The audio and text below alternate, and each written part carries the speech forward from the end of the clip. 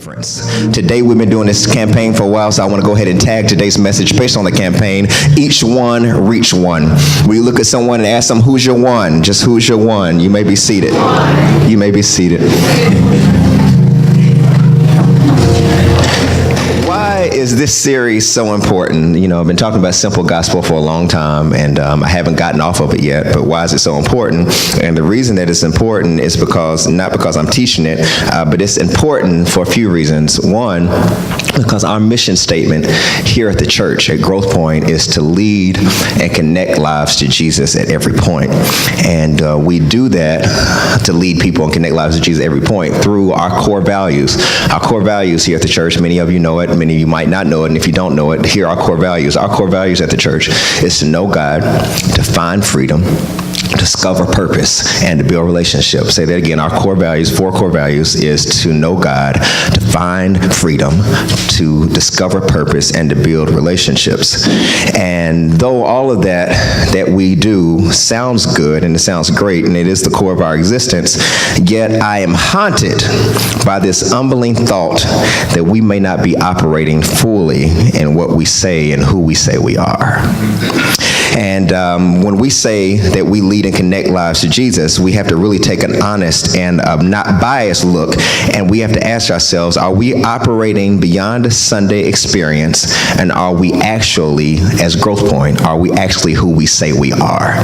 Are we actually leading and connecting lives to Jesus at every point? Are we constantly seeing new people sit beside us every week? Are we constantly seeing salvations every Sunday? Are we constantly seeing baptisms every month? Are we constantly sharing the notes that we get on Sundays? Because, you know, we did learn a startling statistic last Sunday, for those of you who remember, that 98% of the people who do take notes automatically go to heaven. So, being that you learned that statistic last Sunday, are you sharing the notes that you're taking? With some of you catch it like Tuesday. Y'all be like, what? So, are we really indeed leading others to Jesus? Are we really constantly receiving or sharing the message with other people? Are we leading people through the prayer of salvation that we pray at the end of every Sunday now? Do we lead other people? Do we screenshot that picture, take a picture of that prayer, and are we sharing that with other people? Are we doing that? The mission that we have, our mission, this mission we have at Growth Point Church is to lead and to connect lives to Jesus at every point. So while normally I would be going on to another series, because usually this is the time where I go through a series and we do our big screen messages, which is about movies and stuff like that. But right now I'm not moving on to that, because I really feel like the heart of God right now is for us to get back to what really matters, which is Jesus. The very first service that we ever had at Growth Point Church, the very first song that we sang was called Jesus at the Center of It All. And if Jesus is not indeed the center of it all, then nothing else we do even matters. We can do other series, we can talk about many other different things, but if everything we do and everything that we say is not pointing people to Jesus, then everything we're doing is for no purpose and for no reason. So though I'm going to go on to other series at some point, but right now I don't feel like I'm supposed to, because if when people cut you, I'm not talking about in words, but I'm talking about when people get near you, if Jesus is not rubbing off on you, then we're not doing our job right. I'm talking about for those of us who are saved, not for those who are not saved. I'm talking about those who give your life to Jesus. There should be something about you that someone asks a question and say, what can I do to have what you have? How can I experience the joy that you have? There's something different about you. It's not your clothing. It's not what you look like, but there's something that's different about you. And I want to make sure that as we grow at this church, that if we do say our mission is to lead and connect lives to Jesus at every point, we actually are doing that. And it's not just a catchy cliche or a catchy slogan, because there are many businesses and organizations who have slogans who do not do what the slogan says. It's for t-shirts, it's for memorabilia, but it's just something that sounds good. And I made a commitment that when we started our church, that we would not be hypocrites of what we say we are. We actually are doing it. We do not exist just to have praise breaks, though we have them. We do not exist to do healings, though we do believe in that. We do not exist just to operate in prophecy, even though I do believe in that. But we exist at Growth Point to lead and connect lives to Jesus at every point. And though that might not excite anybody, and though that might not be deep and spiritual, that is the only reason that we exist, to point people back to Jesus. Not to point people to the pastor, not to point people to different things and functions, but to make sure that what we do well, we do right. And that's what in Revelation said. He said, I know you do a whole lot of wonderful things, but one thing you're not doing, and you need to get back to your first work and do your first work all over again. And I don't want us to get to year 4, year 5 and have multiple services and we built this great ministry and it was never built on Jesus. I refuse to build great ministry, have great live streaming, have thousands of people talking about how great Growth Point is, and no one talks about how great Jesus is. I refuse. So look at someone and say, help me do this. Look at someone and say, help me do this. So the question that many of us might ask, in each one, reach one. All of us have to reach one. All of us, each one, every last one of you, we're going to reach someone. But the question we might ask, and the question I've asked many times is how? How do I reach one? And how am I supposed to do that? So here in 2 Corinthians, the 10th chapter, in verse 15, it starts off and he says, we're not barging in on the rightful works of others. That's what it says. If you didn't close your app, it says, we're not barging in the rightful works of others. We're not interfering with other people's ministries. We're not demanding a place in the sun with them. We're not even hoping that we glean from what somebody else has done. But what we are hoping for is that your lives grow in faith and that you'll play a part within our expanding work. And what he was saying is, Paul was talking to them. Paul was the pastor of this particular location. Paul was the pastor of the Corinthian church. And he said, I can't sit here, and we can't sit here as a Corinthian church, and we can't boast about what the Laodicean church is doing, which is a church there. We can't sit here and talk about what the Ephesus church is doing. We can't sit here and talk about what the church of Thyatira is doing. I know y'all heard any of these different churches, but these were churches that were mentioned in that time. We can't talk about what Priscilla and Aquila is doing. He said we can't boast in that, but what we can boast in is what God has called for us to do. You don't get credit for what somebody else did. And there are a lot of us who we want credit in somebody else's work, but you don't get credit in what somebody else did. He said, I don't want to boast in Ephesus and Thyatira and the other churches and all these different places that we've heard about and the wonderful things. I don't want to boast in this church over on the north side of town. I don't want to boast in the church in Nicholasville. I don't want to boast over here in Georgetown. I don't want to boast in Louisville. I don't want to boast in Midway. I don't want to boast in Paducah. I don't want to boast in Hopkinsville. I don't want to boast about what somebody's doing over there in a church home in Masterson Station. I don't want to boast over in the church that's going on in Hamburg. But what I am wanting to boast in is what God is doing in Appian Way.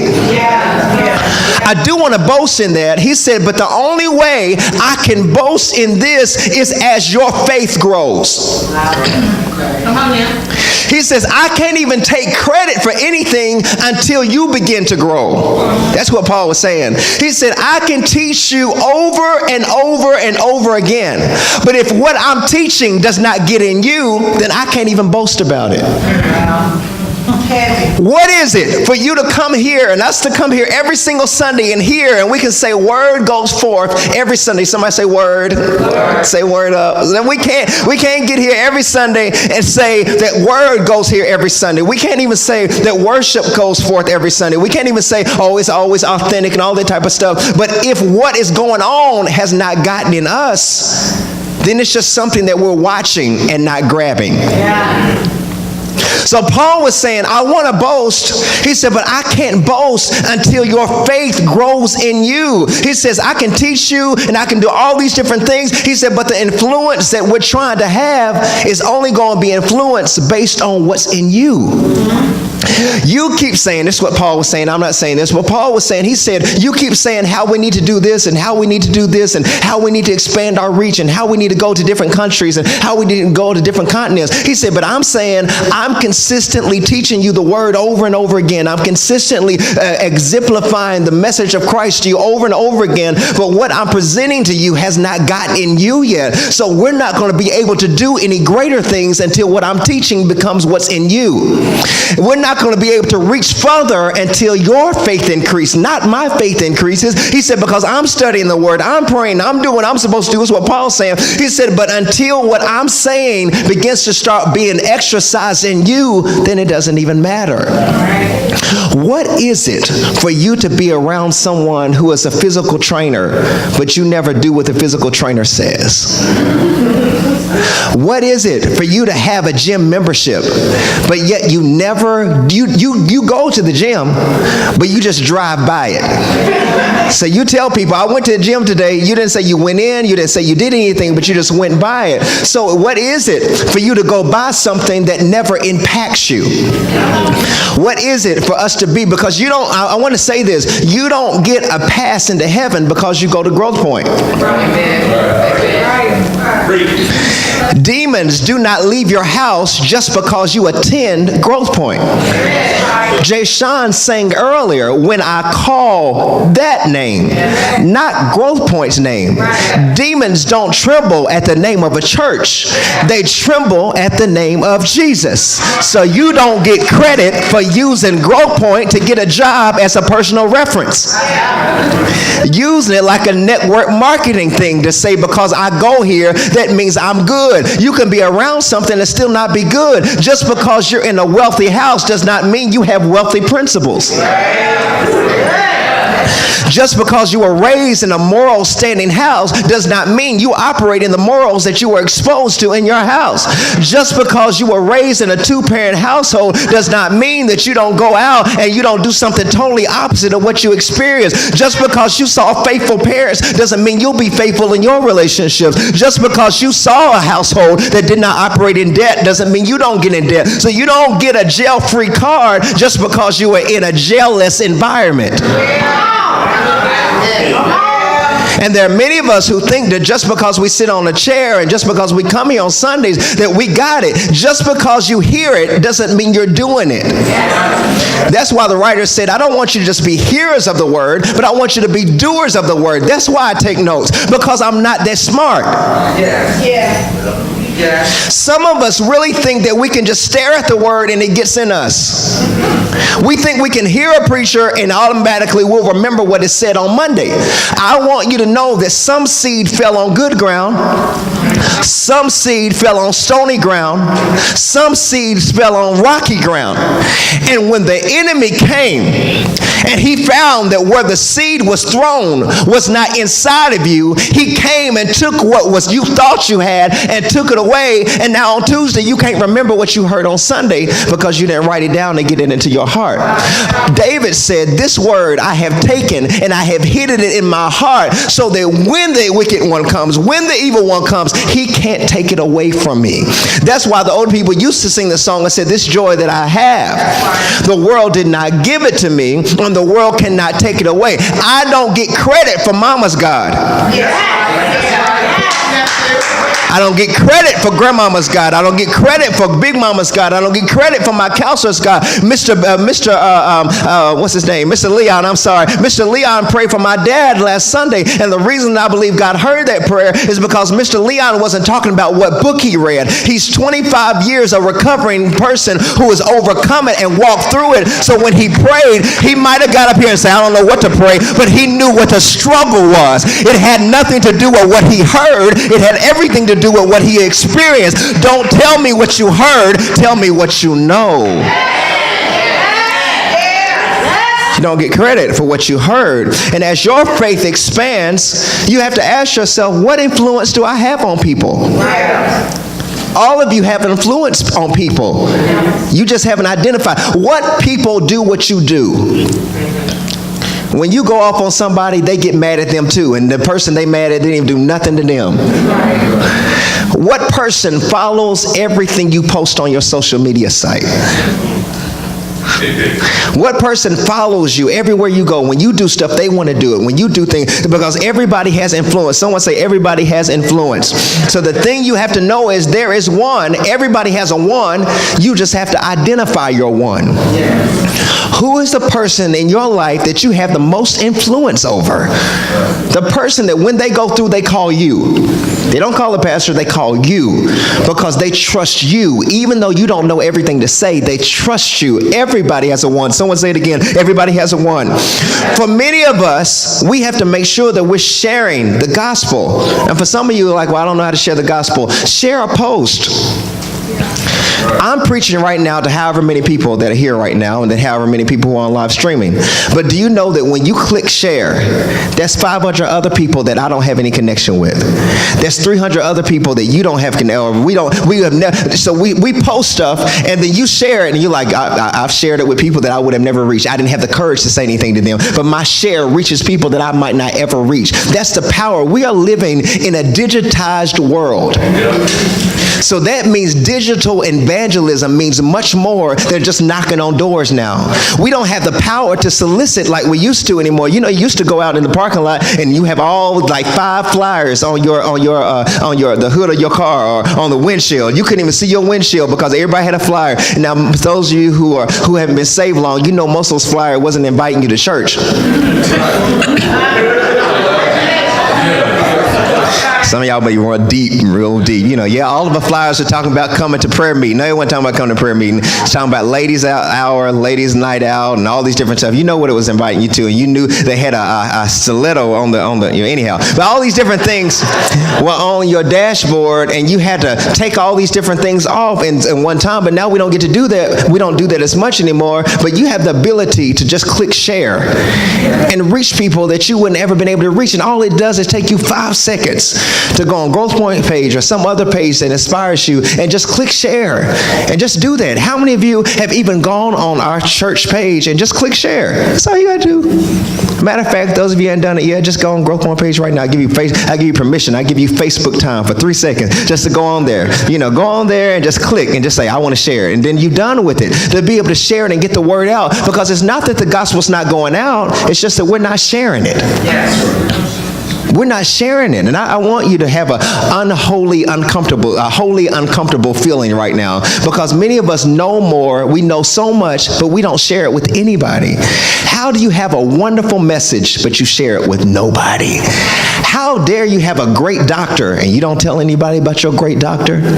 You got a great physician, but you don't tell anybody about it. When people are sitting here going through Chick-fil-A lines, not on Sundays, but going through Chick-fil-A lines every week, and you sitting here on a healthy diet, and people are wondering how you losing all the weight and stuff, and you don't tell anybody. You like, girl, it's just in my genes. Stop lying.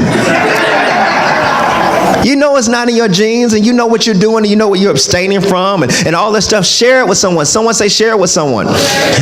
So we can't boast. And what Paul was saying is, he said, we can't boast in someone else's influence or even in my own influence. That's what Paul was saying. He said, you can't even boast in my influence. He said, I want to boast in what God is doing in you. And as your pastor, those of you who I am pastor of, I'm not pastor of everybody, but those who I am pastor of here at Growth Point, as your pastor, as your leader, and trying to be your coach or whatever, do you know how much joy it gives me to boast on what God's doing in you? Not boasting in Sunday attendance, not boasting in praise breaks, not boasting in our lights and cameras, no, but to be able to boast and be able to say, Mary last Sunday came up for prayer for an addiction about smoking, and ever since last Sunday she hasn't smoked again. Y'all give that little cute little clap like we in a golf tournament. We ain't no golf tournament. Do you know how long she's tried to stop smoking, and the power of Jesus touched her one Sunday, and she's sitting here the next Sunday saying, I haven't smoked for 6 days. Do you know how wonderful that is? To boast in there. This ain't no Tiger Woods tournament like, ain't that cute. You don't know what it's like to be free from something until you struggled with it for as long as you can remember. And one touch of Jesus changed everything. To be able to boast in that, not to be able to say somebody got their dance today, but no, to be able to boast, to say, I remember the time when I came in here and I had suicidal tendencies, but I went to church and changed my mind. Be able to boast and be able to say that I had church hurt. I was never going to give church a chance again. I was never going to give another opportunity a chance. And look at where I am again. Now I'm leading worship. Now I'm in a small group. I used to have an addiction. Now I'm leading a freedom small group, talking to other people about how they can get freedom. Look at what God has done in my life. To be able to boast in what God is doing in your life. That's what I want to boast about. I don't want to talk about our attendance. People come to me and say, how many you got? I don't want to talk about numbers. I want to to talk about life change. I want to talk about how God is changing people, how people's lives are changing. I think the thunder is roaring while I'm preaching right now. That's what heaven is saying. I want to boast in people's life change. All of heaven is like, show you right. That's what heaven wants to do, to be able to boast on people who believe in Jesus. Come on, heaven, back me up. God stopped his foot and was like, you better preach, boy. And all of the thunder was like, boom. That's what God does. Because he wants to see us boasting in him. We're boasting about the wrong stuff. Come see my church. Come see our stained glass windows. Come see how wonderful our edifice is. I don't want to talk about that. I want to take you by the people who are not where they used to be. They're like, why you take me down this street? Because so-and-so used to be on this street. What street was that? That was a street of pornography. That was a street of addiction. That was a street of bitterness. That's a street of anger. Why are you showing me? Ain't nobody here no more. That's the point. Because they used to be here. When they came to Grove Point, they used to be here. Where they at now? They over here on Righteous Street now. They over here on Holiness Street now. They over here on Better Street now. Because they kept on trusting him and kept trying him. And all of a sudden they had to change locations. Come here, old song. I moved from my old house and I moved to my new house. Look at somebody and say, I changed addresses. Bitterness can't find me no more. I don't have multiple partners no more. I'm abstaining. I don't even know if I'm ever going to date again, but it sure does feel good not to feel dirty in the morning. I ain't giving my goods to nobody, but I do know Lord is good. Good, good, good. Yes, I do know. Tell somebody he's good. I want to boast. I want to boast. I ain't dropping it like it's hot no more. I want to boast about that. And I want to boast about you. Be able to say, I remember what you used to look like. I remember what it used to be like and how you struggled and how you were checking out and wanted to give up all the time. But now I can boast and say, look at what God has done. I know it's only 3 months, but celebrate your growth. I know it's only been a day, but celebrate the fact that you haven't done it in a day. Celebrate the small wins. Say it one more time. Celebrate the small wins. And matter of fact, don't wait for anybody else to celebrate your wins. You celebrate your wins. Celebrate. You know what it's like to struggle. You know what it's been like to overcome what you've been through. So you tell yourself, it has been 24 hours since I said my last cuss word. Girl, you better talk right. You better celebrate. Celebrate it before the next clock. And then I'll say this. And when you do mess up, a righteous man falls so many times, but the difference in the righteous man and any other man is that he has the sense to get back up. Do not stay in whatever it is you struggle in. Just because you struggle in it and you fell in it and you had 7 good days and then all of a sudden you messed up again, do not stay in condemnation just because you messed up. It takes 21 days to build a new habit. It takes 21 days to build a new discipline. Give yourself time to learn something new. Give yourself time. I feel like I'm preaching better than you're clapping. Give yourself time. So the first thing is how. So the reason how do I reach one is that I don't boast in what somebody else is doing. I take an honest assessment and I say what am I doing?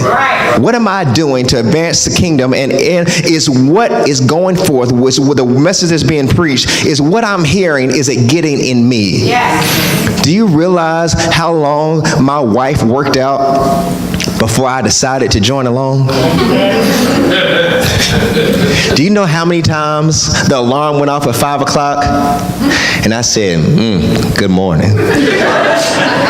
And when she turned on the light, I would just put the cover over my face. And I knew it would take her 15 minutes to get ready, and then she'd go out the door and turn off the light, and I would take the cover back off. And then by the time she got back, I would be up like I was just, I was up, yeah, I've been up. I ain't been up, I was asleep. Do you know how long it took me to catch up with her discipline? So I'm saying, stop fronting like you got something you know you don't have yet. Sometimes it takes a minute for what you keep hearing to actually come into you and you start to agree with it. Just because you come to one service and hear one word does not mean that it actually changed you yet until you start actually working that thing out. It's one thing to say, I agree, we should forgive everybody until somebody hurts you. Yes. Sounds good until you have to actually start doing it. Yes, we should be helping the community until the community is your community. Yes, somebody should be doing something about the school system until it affects your child. It's easy to hear until something happens to your house. So when I say each one to reach one, we have to ask ourselves how to say, what am I doing? Someone say, what am I doing? I'm just trying to teach you. I'm trying to hype you. We already did that. So the next thing we ask how. The next thing is when. We say how, when. I want to reach one. How do I do it? Then ask the next question is, well, when do I do it? You do it every time you get a chance. It's a simple thing. 2 Timothy, the 4th chapter, and verse 1 through 5, and this is the Message translation too. He says, I can't impress this on you too strongly. God is looking over your shoulder. For some of y'all checked out right then. Have you ever been at work and you get tired when somebody's standing over your shoulder? You'd be like, if I could do my work if you would stop standing over my shoulder. Some of you got parents like that. You trying to do something, you be like, there is nothing worse. I don't cook, so I just want to set the record straight. But if I did, I would never cook in front of Aunt Katie or Mama Judy. No. How dare I try to be cooking in front of some veterans? I'm trying to sit here and chop my green onions or my green peppers and sitting here trying to dice my onions and tears coming down my face, and I'm saying nobody knows the trouble I see because these onions are coming up in my face and all this stuff. And then Aunt Katie be like, you ain't even cutting right. Come here, let me show you how to cut. There's nothing worse than somebody standing over your shoulder and all you doing is trying. You're just trying. But it's one thing for people to stand over your shoulder, but you know God is looking at you. And He ain't there to irritate you. He's just trying to see, are you who you say you are? He said, I can't impress this on you too strongly that God is looking over your shoulder. Christ Himself is the judge with the final say on everyone living and dead, and He is about to break into the open with His rule. So proclaim the message with intensity. Someone say intensity. He said, keep on your watch, challenge, warn, and urge your people. And this is the part right here. It says, don't ever quit. Don't ever quit. And this is where the series comes from, but just keep it simple. I want you to minister to everybody you have, but stop making it so deep. You're going to wear yourself out trying to wear yourself out being so deep. Do you know how many deep people I look at and they're tired? They're tired because they're trying to maintain their deepness. Come on, Mama Trish, you know what I'm talking about. You try to maintain your deepness, trying to look at every different Periscope, every different Facebook, go to every different conference so you can maintain your status of deepness. But in order for you to really reach people, keep it simple. Someone say that aloud, keep it simple. But there's this 3 words right here that I want to speak over your life, and this is why some of you have not got any victory in your life. I'm going to go over here like I'm a teacher on a blackboard. Say this together. Don't ever quit. Say it again. Don't ever quit. Say it again. Don't ever quit. How are people going to get saved? How are people going to get saved and you keep quitting? I lost half of y'all. Because he says, I can't impress on you too strongly. God is looking over your shoulder. God is the judge, not me. God is the judge. He said, I want you to proclaim the message with intensity. Keep on your watch, challenge, warn, urge your people. Don't ever quit. Don't ever quit. And let's go to the next scripture there, because I lost y'all, so I don't want to lose y'all. I want y'all to come back next Sunday. You're going to find that there will be times, hear this, there will be times when people will have no stomach for solid teaching.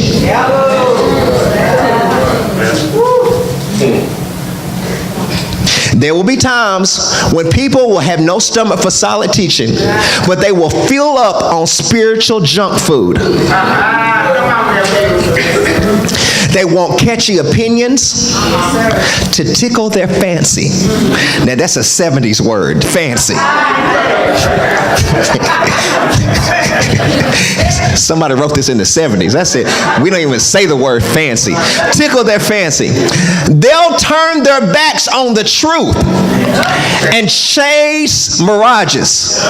But you keep your eye on what you're doing.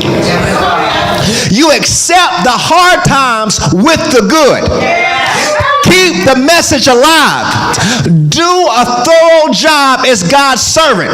Now, I want to holler real quick because I got the microphone. You don't get to give up when you carry something so great. How are you going to throw in the towel because you're having a hard time? It says keep your eye on what you're doing, accept the hard times.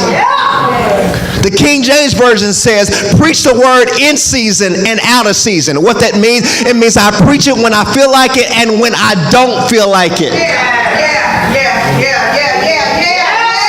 And I'm sorry, church, and I'm sorry, ministers, and I'm sorry, preachers, and I'm sorry, missionaries, and evangelists, and prophets. Have I got everybody here covered? And all the bishops, and all the prelates, and all of y'all who don't even know any of those titles I just said. All of my Christian brothers and sisters. Did I cover everybody? I'm sorry.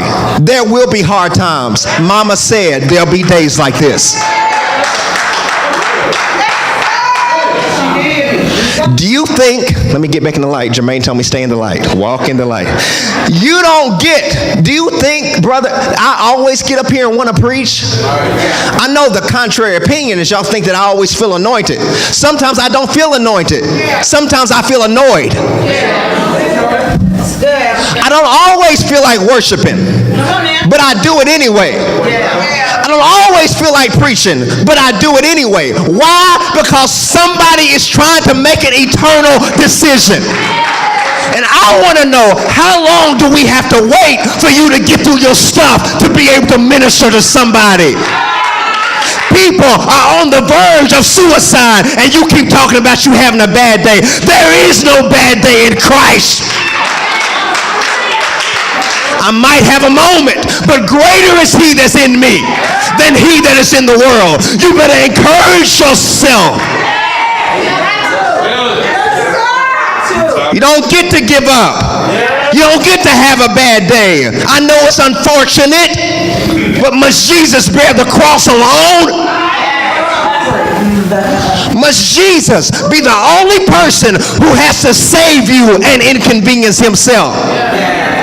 But you want to save people on your time. When I get through this, I'll be back. When I come through this, I'm going to be awesome. You know where you're going to be awesome? It's when you decide to be awesome. Though the storms keep on raging in my life. Though sometimes I can't see the night from day. But what I made up in my mind is that my soul. See, I know this is touching some of your toes right now. Because some of you sitting here like, I wish you get off this point. I'm not going to get off of it until you get off your couch. If you need help, get a counselor. If you need help, go get somebody to help you. But stop making confessions. Do you know how much I feel that's not true? Sometimes I feel like a motherless child. But my mama's still living. Y'all don't get it. What I'm saying is, sometimes what you feel is not the truth. Sometimes I feel like giving up. But I tell my soul, I don't have time to give up right now. Sometimes I feel like a nut, sometimes I don't. Sometimes I feel like it's over, but I have to tell myself that weeping may endure for a night, but joy comes in the morning. I just got to go to sleep a little bit earlier so I can prepare for the morning. He says, accept the hard times. Look at someone and say, accept the hard times. There will be times that it is difficult for you to preach. You'll be preaching to somebody and your family's going crazy. You'll be laying hands on somebody else and needing somebody to lay hands on you. You'll be worshiping and needing somebody to help calm your storm. You'll be in the middle of the lion's den and asking God to close the lion's mouth. But you preach the message. Why? Because the message has to stay alive. And I'm asking myself the question, how long do we sit here and wait on ideal situations? How long do we sit and wait on ideal circumstances? Paul wrote most of the gospel while he was in prison.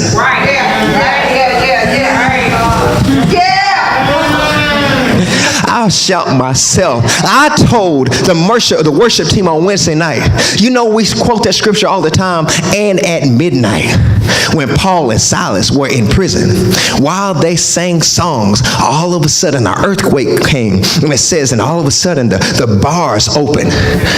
I said, we quote that, but you don't know what was happening before that. Before that particular scripture, they were being tortured by the community.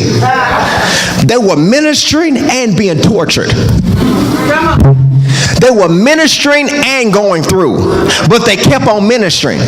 Their ministry is what got them in prison in the first place. If you hadn't been hated, you ain't preaching right. If you hadn't been hated, you ain't telling the story right. Until you hate it, because Jesus said everybody won't love you. If everybody loves you, something's wrong. Maybe you smoking with them. That's why they like you.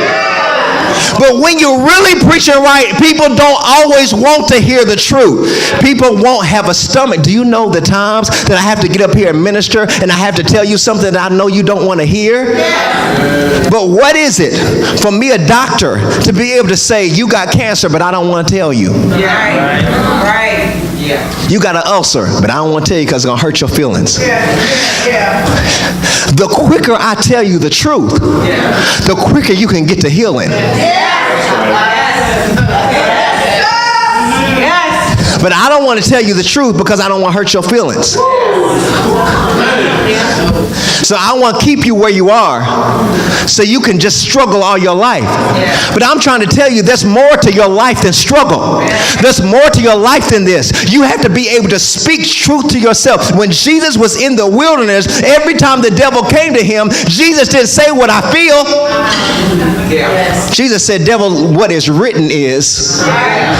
And he combated the enemy based on what he knew, not on what he felt.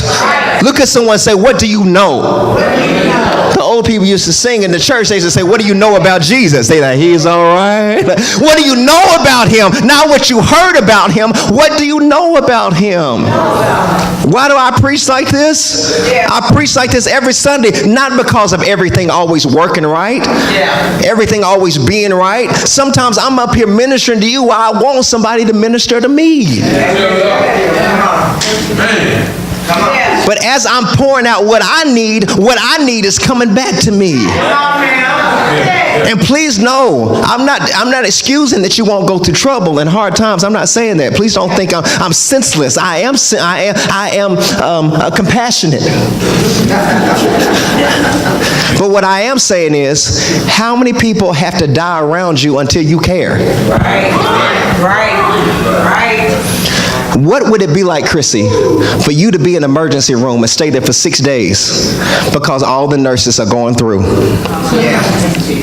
Ain't nobody got a bed, ain't nobody, because, and you going up to you like, is anybody going to see me? We will when we get through. We going through so much, we can't even do our job. We see you sitting here, you better get you some snacks. Better go over there to the vending machine and get you something to hold your weight. We going to get to you eventually. And you sitting there frustrated because you came to the place that's supposed to get you help, but everybody who's supposed to help you is on break. I'm preaching in this place. There are a whole bunch of us, Matt, who need to be ministering to people, and we can't minister to people because 70% of Growth Point is on break. Everybody wants a break. You know it's the summer. You were saying the same thing in the spring.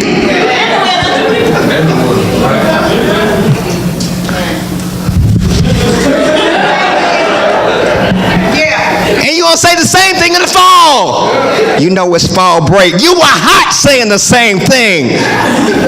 And I'm asking, when do we get off break and keep putting people's lives on do not disturb?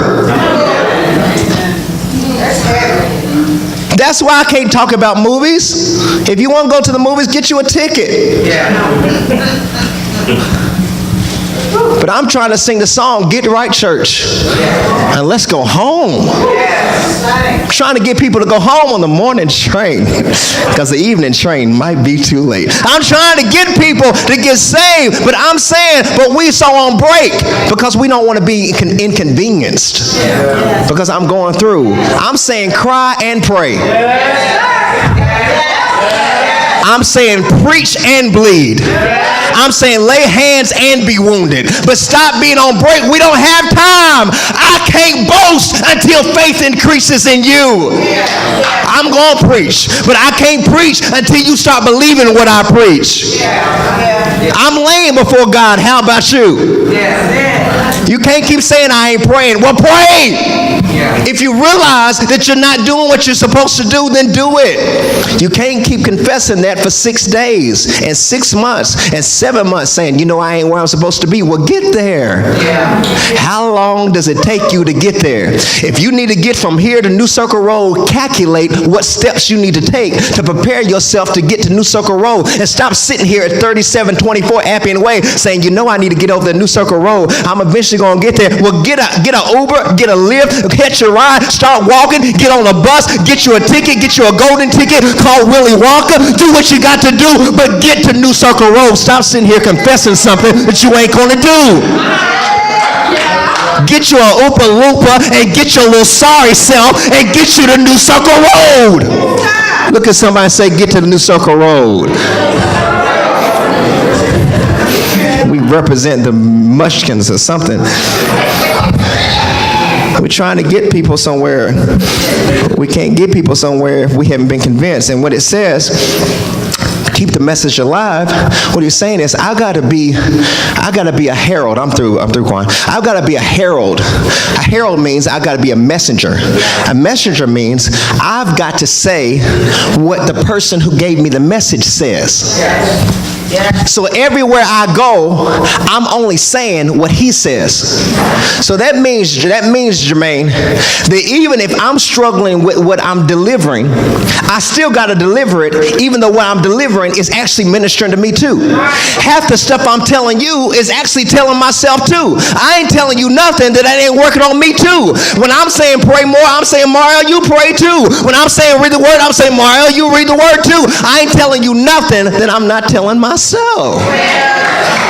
Some days I have days where I want to stay in the bed, but I have to get up and say, turn off this sorry music, turn off these sorry movies, get yourself up. You can have 3 hours of downtime, but get yourself up and do something. Tell somebody, get yourself up.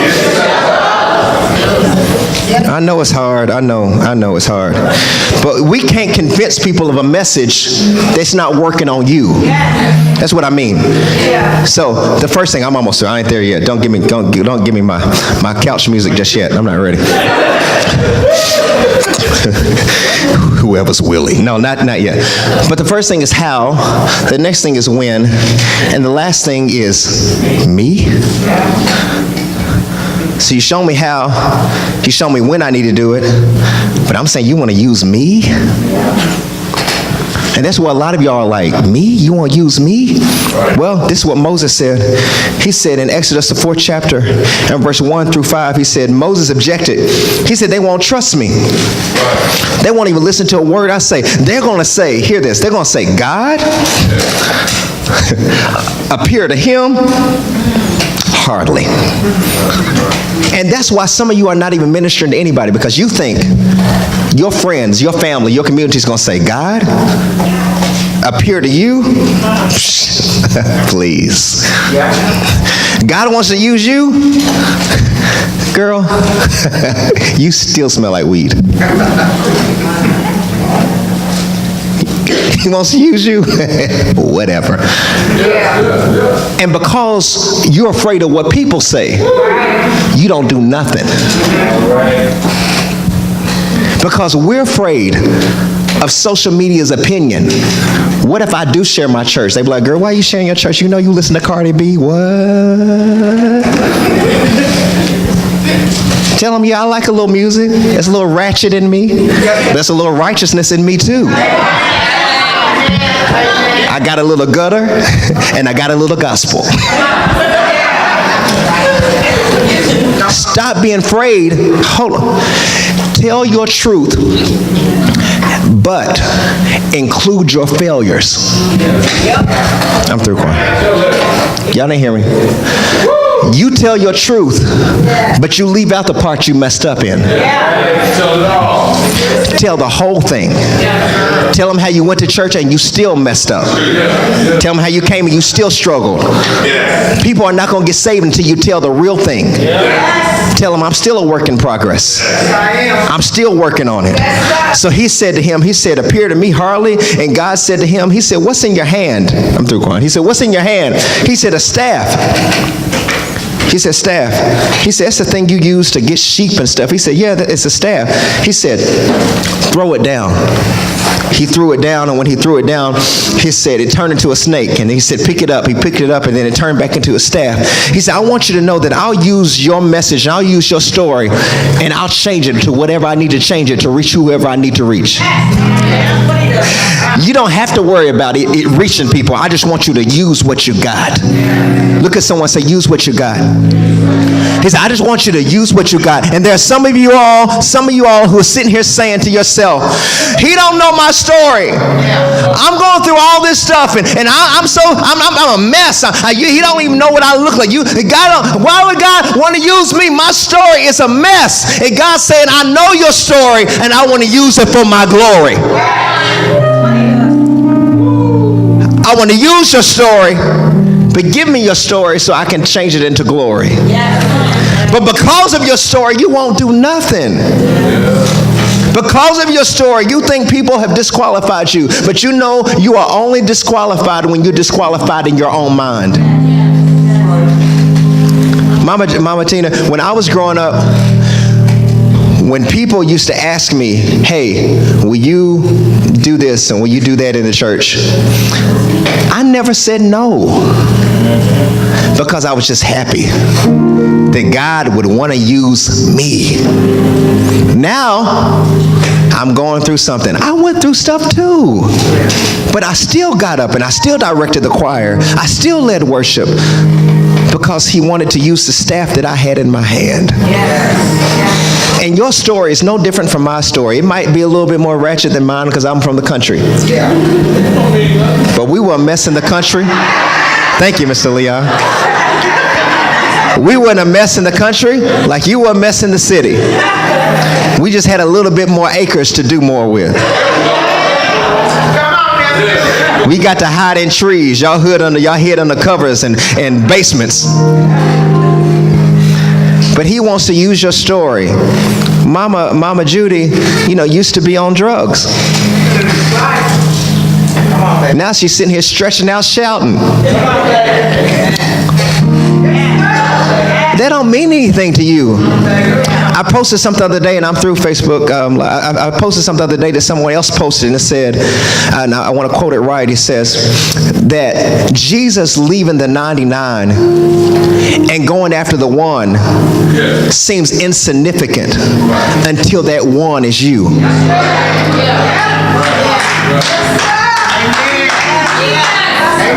See, so for all of y'all sitting here going through your stuff, and I'm just depressed and I'm going through, you think your stuff means something until the person you're trying to reach is depressed.